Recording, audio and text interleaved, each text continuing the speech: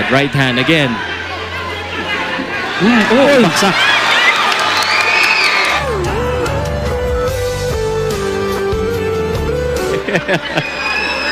Napapalakpak si Jillian.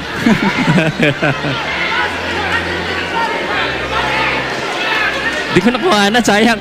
Yan na, yan na. Baksak na naman. Wala na, wala na.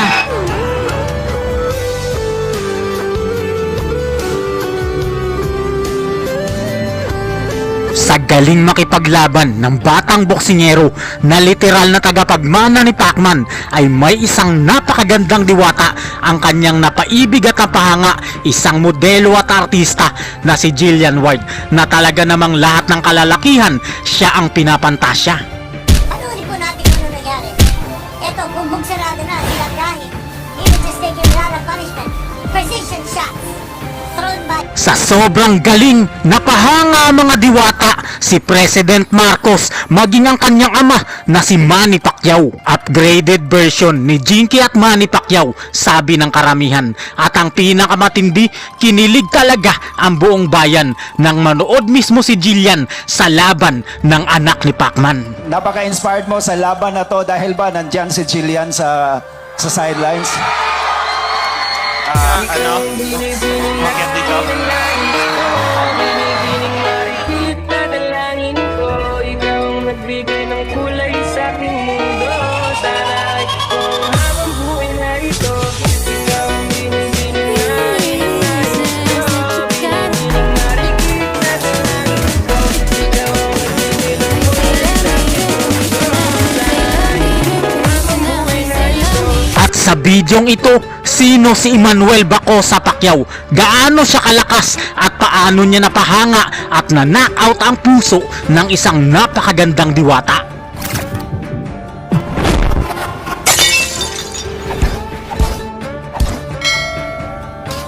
Eman Bacosa po ay isa sa mga anak po ng boxing legend na si Manny Pacquiao. Pero imbis na gamitin niya ang apelido para sumikat, pinili na lang niya gamitin yung apelido ng kanyang ina, pinili niya mag-aral, pinili niya magsikap. Gumawa siya ng sariling projects, tinanggap niya ang pressure ng pangalan, being as a Pacquiao, at iniwasan niya po ang shortcut. At sa sunod sabi ko, makinig ka rito kasi bihira ko lang sabihin to. Hindi siya nagtago sa anino ng kanyang ama. Gumawa siya ng sarili niyang landas. Pakpakan na kagad. Pagantao, attacking Eman Bacosa. Bacosa si Pagantao. 30 seconds, first round knockout ang ginawa ng bagitong boksingerong ito. At dahil dito, nakilala na siya ngayon at ipinagmamalaki ng kanyang ama sa buong mundo. May isang bata na sabik sa pagmamahal ng kanyang ama ang gumulat sa mundo ng boxing. Si Emmanuel Bacosa Pacquiao Jr. ay ang anak sa labas ni Manny Pacquiao. Mula sa kanyang unang laban na nauwi sa tabla ay sinanay na siya ng kanyang ama. Itinuro ni Manny ang mga galaw at diskarte, kaya naman sa pangalawa niyang laban ay naging halimaw na ito katulad ng kanyang ama. 30 seconds first round knockout ang inabot ng kalaban niya. Yaman in September. Last year, ito na po. Pakpakan na kagad. Pagantao, attacking Eman Bacosa. Bacosa si Pagantao. At sa pangalawa niyang laban kontra kay Gerson Baclohan ng Mandaue City, binugbog niya ito at brutal KO talaga ang inabot niya sa anak ng pambansang kamao. Swinging violence but once. Hiding almost by instinct. He's up. Round number 2, ito panulit po natin. Right hand connected. The left hand. And going down. Nang labanan naman niya si J. Clyde Langahin ng Davao City. Knockout din ang sinapit nito dahil na-overpower siya ng ating pambato. Kinilabutan talaga si Naoya Inoue dahil sa mga galawan ng ating boksingero. Katulad ni Pacquiao na iniwan ng ama at hindi kinilala nang ito ay lugmok at bata pa. Ang kanyang anak na si Eman Bacosa ay naranasan din ang naranasan ng ama. 12 taon na nakakaraan, may isang babae na napabalita noon na naanakan ni Manny Pacquiao. Istorya, binigyan Bibigyan siya umano ng kampiyon ng kalahating milyon. Gusto ng babaeng ito na kilalanin ni Pacquiao ang kanilang anak sa labas. Si Joanna Bacosa ay pinakilala sa social media ang batang si Emmanuel Bacosa Pacquiao Jr. Pinagkaitan man noon ang pagkakataon na kilalanin bilang isa rin sa anak ni Manny Pacquiao. Si Eman ay hindi nawala ng pag-asa at gusto ring sundan ang yapak ng kanyang ama na inidolo niya ng sobra. Di, magpakita ka na. Miss na kasi kita. Pinangarap niya rin na maging isang boksingero. Umaasa na balang araw ay kikilalanin rin ni Pacquiao ang dugong Pacquiao na nananalaytay sa katawan nito. At boxing mga kaibigan ang naging daan upang kilalanin ni Pacquiao ang kanyang anak sa labas na sabik sa kanyang pagmamahal. Alam po naman natin na hindi lumaki na marangya at maluho ang buhay ni Eman. Katulad daw ng kanyang ama, si Eman, laki sa hirap. Hindi naging madali buhay mo. Hindi po naging madali talaga. Feelings ko po yung gutom, hirap, financial problem. Pinalaki siya sa simpleng pamuhay, hindi spoiled ang mindset, walang entitlement, hindi hadlang ang pagkukulang para siya ay mangarap. Kaya lumaki siyang grounded, gutom na gutom talaga sa tagumpay. Bit-bit niya ang tagumpay ng kanyang ama pero gumawa siya ng sariling landas dahil meron siyang disiplina, meron siyang karakter, meron siyang kababaang loob at gutom na gutom talaga sa pangarap at tagumpay. September 23, taong 2023, nagulat ang mundo ng boxing. Nagpakilala na kasi ang anak sa labas ni Manny Pacquiao sa Mandaluyong College Gymnasium. Unang tumungtong sa lona si Eman Bacosa. Makakalaban niya rito si Jumel Cobjamat ng Cabuyao, Laguna. Bato-bato ang katawan nito at nakakatakot talaga. Naging maganda ang pinakita niyang laban. Bagamat natutumba siya ay muli siyang bumabangon. Ayaw niyang sumuko at pinapakita ang dedikasyon manalo. Dugong Pacquiao talaga ang nananalaytay sa katawan nito. Sa round number 4, todo na ang labanan at maganda ang kanilang naging palitan. I will give you all he's got. Good job. And you heard the referee. Something there that I asked him to try him up.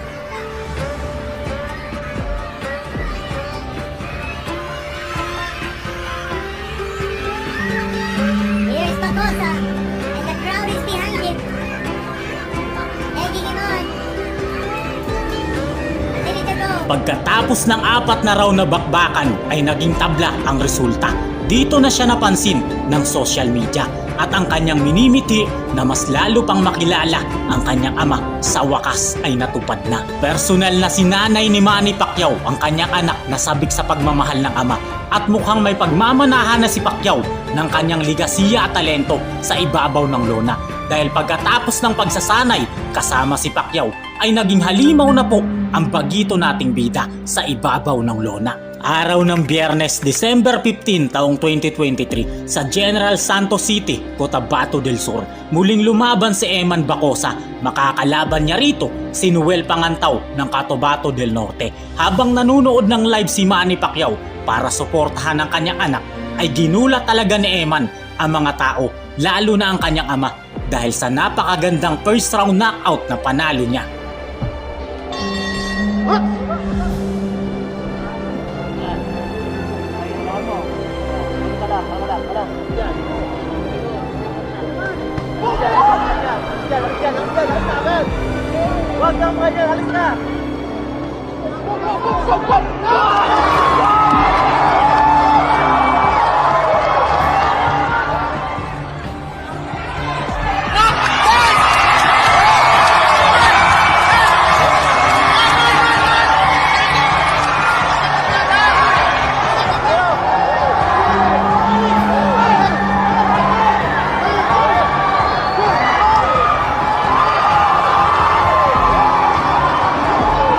At sa pangalawa niyang laban kontra kay Gerson Baclohan ng Mandawi City, binugbog niya ito at brutal KO talaga ang inabot niya sa anak ng pambansang kamao. Round number 1, lamang talaga sa tangkad si Eman Bacosa habang na-overpower kaagad niya ang kalaban niya. Yung power ni Bacosa. Nice combination. Work by Bacosa. That was a hard shot to the face. Wild swing by Bacosa, hitting nothing but air. Ito na naman, pinapanatanan ni Bacosa. Si Bacosa Bacosa, he comes charging in.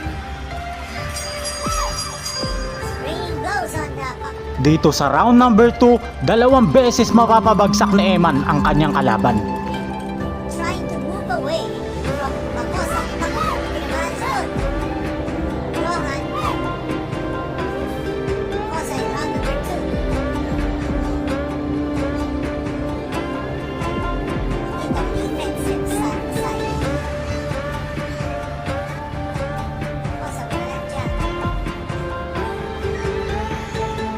And Rohan. Tapos iniiwasan niya. And look at that fake. To the left. And connecting with the right hand. Wild straight by Paclohan. On the attack is Bacosa. But he's not once more. That time, Paclohan. Is he gonna be good enough to continue? Referee says, let's get it on. At the end of the round, Round number 3, dito natatapusin ni Eman Bacosa ang kanyang kalaban. Puro mabibigat na kamao ang pinakawalan ng anak ni Pacman. alien first street. Toledo doesn't know where he is. Ayun. And it stops the fight. Referee Oliver Gracias. Makalipas lang po ang isang buwan ay muling lumaban si Eman Bacosa. Si J. Clyde Langahin ay nilabanan niya sa presteryosong Okada. Pero katulad ng mga nauna niyang laban, round 3 lang din ang itinagal ng kanyang kalaban. Wala nang intro-intro, round 3 na agad dito. Duguan na dito ang kalaban ng ating pambato at dito na niya tatapusin ang kalaban niyang boksingero. Position. Setting up his right hand. Again, the left jab. Inuunahan niya si Langgahin. Now Langgahin trying to show a little more aggressiveness now. Again, the 1-2 combination. And once more, Bacosa on the attack.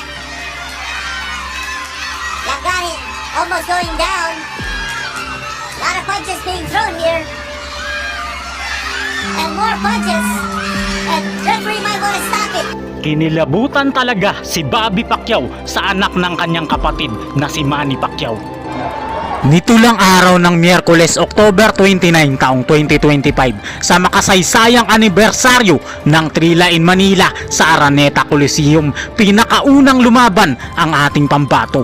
Kinaharap niya rito si Nico Salado ng Bohol. Pero katulad ng ibang boksingero, bumagsak din ito sa kamao ng tunay na tagapagmana ng pambansang kamao.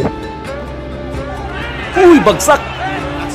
Kinilabutan si President Marcos, Lisa Araneta at Manny Pacquiao sa tindi ng ginawa ng anak ni Pacquiao. Nito lang araw ng Sabado, February 28 sa Tagbilaran, Bohol, kasama ang diwata at artista napakaganda na si Jillian Ward, ay todo ang suporta niya sa ating bida at nakakakilig talaga na parang love story sa pelikula.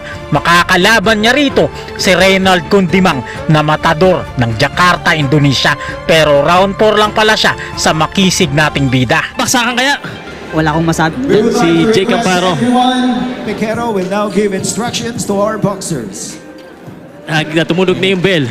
Ibig sabihin, bakbaka na. Round number 1. Naka-orange po si Eman. And ang Indonesian, syempre, gusto nitong makatalo ng isang anak ng legend. Uy, Eman Bacosa Pacquiao. Tatlong sunod-sunod ni Kundimang. Tinanggap lang niya. Kinakaya niya mga sir. Oo, yun. Siya naman ngayon, naku, yung depensa lang. Oops. Nabalikan siya dito. Eman, na-counter body shot. Wag lang magsalita. Wag lang niya kalimutan yung counter ng kalaban. Yun, nakatama sir. Yun. Wag niya kasi pag sumapasok siya, nakakalimutan niya eh. Yun. Parang nasaktan sa katawan. And, okay. And this team now, ang coach niya dito. Round number 2! Okay, round number 2. Suntok ka na agad. Eman at ganda! Nakatama na naman. Eman. Yung kahanan niya yan. Kailangan sa press conference. Ngayon isang straight sa body. Mukhang natak. Jab. Para masukat niya. Yun, nakatama na naman. Yun. Oh, yan na. Uy, Knockdown yun. binilangan na. Naku, first knockdown! And Eman Bacosa, na-counter kita, counter uppercut eh. Nakita ko yun, oh. Oh, sabi na eh. Yun, nakakabawi. Ah! Oh! Oh, shit! Woo! Eman! Knockdown na naman ang kalaban. Pero si Jillian Ward. Napatay yun si Jillian Ward! Sa muna! Yaka! Oh, tumama na naman ang kan. Iba talaga yung kanan ni Eman Bacosa. Malakas talaga pare, no? Malakas. Kulang lang sa konting jab. Dagdagan lang niya yung jab niya. Oh, ayan na! Ayan na! Buksan na naman! Dali pa lang. Oh, my gosh! Eman Bacosa. Tuloy-tuloy ang action natin dito. Nagkakalaban na. Round number 3. Eman, huwag ka masyado magmadali. Baka ma-counter ka rin. Pero ito na. Grabe. Naya na! At gusto na tapusin! Yun. Yun yung right hand niya. May lakas yung hand naman. kaliwa. Ayun. May counter naman. Yun, solid na naman! Yun ang Isang solid nabalikan. straight. Nababalikan lang. Yun na naman! Baksak na naman! Itong Indonesian eh. Tumatayo pa, tumatayo. Bacosa, parang it's just a matter of time. Lalo na yung kanan niya. Yun lang, jab straight lang eh. Yun! Kita mo yung mukha niya. Yan na! Malakas talaga. Parang babaksak na naman to pag isa pang solid eh. Body mo, Eman. And this is looking like another Eman Bacosa round. Round number 4. Paiyakin kaya ni Kundimang ang Pilipinas. Tingnan na Indonesian. And the crowd here at the Bohol Cultural Center. Grabe yan tili. That right hand again. Baksak. Yun, may pa-flying kiss pa. Ayaw mo? Di ko nakuha na, sayang. Yan na, yan na. Baksak na naman. Wala na.